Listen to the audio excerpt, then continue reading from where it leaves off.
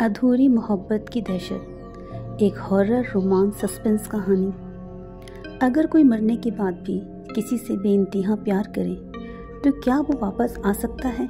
रायगढ़ की पुरानी हवेली के बारे में बहुत सी कहानियाँ प्रचलित थीं, लेकिन जो कुछ भी सुना गया था वो अधूरा था। उस हवेली में जो कुछ हुआ था वो कभी किसी ने पूरी तरह जाना ही नहीं था। आधी रात को जब पूरी दुनिया सो रही थी, एक नौजवान लेखक आरव अपनी कार से हवेली की ओर बढ़ रहा था। बारिश हो रही थी, आसमान में ज़ोर ज़ोर से बिजली कड़क रही थी,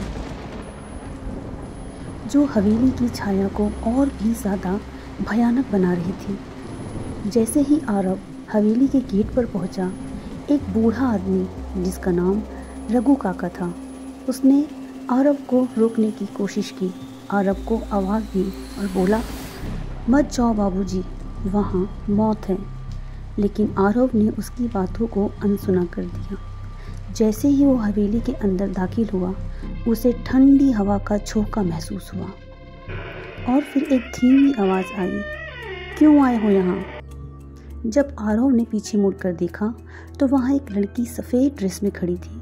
उसकी नीली आंखें किसी अनसुलझे राज से भरी हुई थी। तो क्या था इस लड़की का राज? आखिर ये लड़की कौन थी और आरव कौन था? क्यों वो उस हवेली के राज को जानना चाहता था? जानेंगे आज की अपनी इस हॉरर कहानी में। अगर कहानी आपको दिलचस्प लग रही हो तो चैनल को सब्सक्राइब करें ताकि इसी तरह की हॉरर स्टोरीज आपको सुनने को मिलती रहे।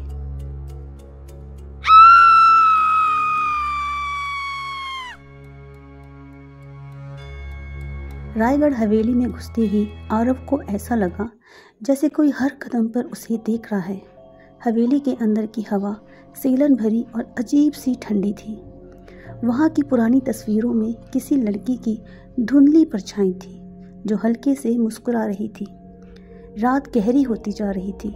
आरव को हवेली के एक कमरे में सिया मिली। वो नाजुक लेकिन रहस्यमयी थी। उसकी मुस्कुराहट में अजीब सा डर था। जब आरव ने पूछा कि वो कौन है तो सिया ने सिर्फ इतना कहा, मैं यहाँ बहुत सालों से हूँ, किसी का इंतज़ार कर रही हूँ।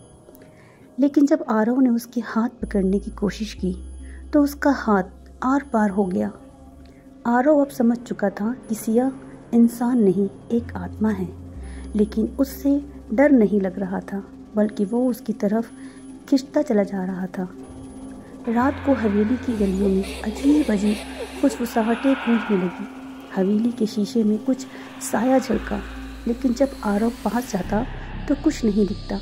एक रात जब आरव हवेली की पुरानी फाइल्स पढ़ रहा था तो उसे एक डायरी मिली जिसमें लिखा था, मैंने उसे प्यार किया लेकिन वो मेरी नहीं थी।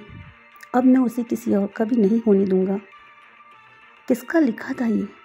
क्या यह किसी पुराने प्रेम त्रिकोण की कहानी थी? आरव ये डायरी पढ़कर एक गहरी सोच में चला गया। तभी आरव को रघु काका का ख्याल आया और आरव समझ चुका था कि रघु काका ही हैं जो इस हवेली के राज को आरव को बता सकते हैं। बस फिर आरव ने रघु काका से बात करने की कोशिश की।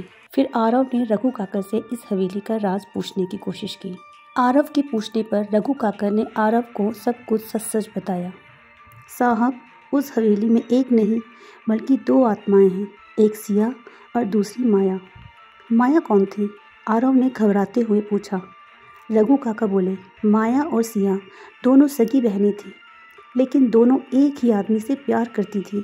जब सिया ने अपने प्रेमी को चुना तो माया ने जलन में उसे मार दिया, लेकिन मरने से पहले सिया ने माया को श्राप दे दिया कि वो कभी भी मुक्त नहीं होगी।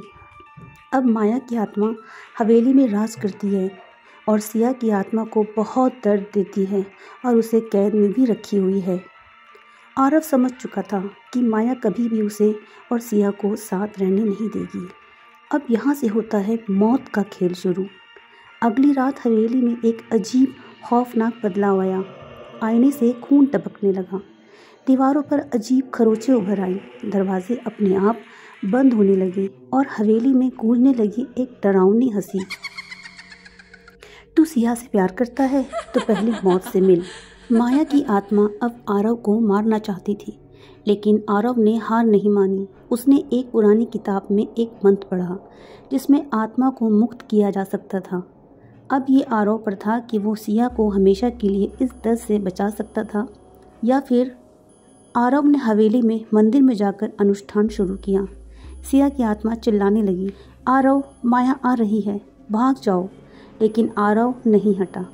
अचानक माया की आत्मा एक भयानक काली छाया में बदल गई और आरव पर झपट पड़ी।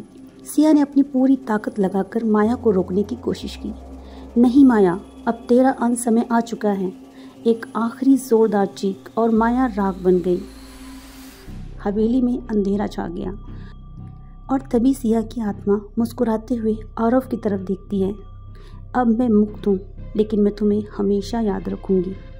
और फिर सिया धीरे धीरे हवा में खुलकर गायब हो गई। लेकिन क्या सच में?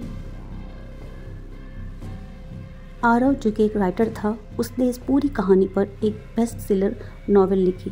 लेकिन एक रात जब वो अपने कमरे में बैठा था तो उसे आईने में हल्की सी परछाई दिखी जिसमें सिया मुस्कुरा रही थी।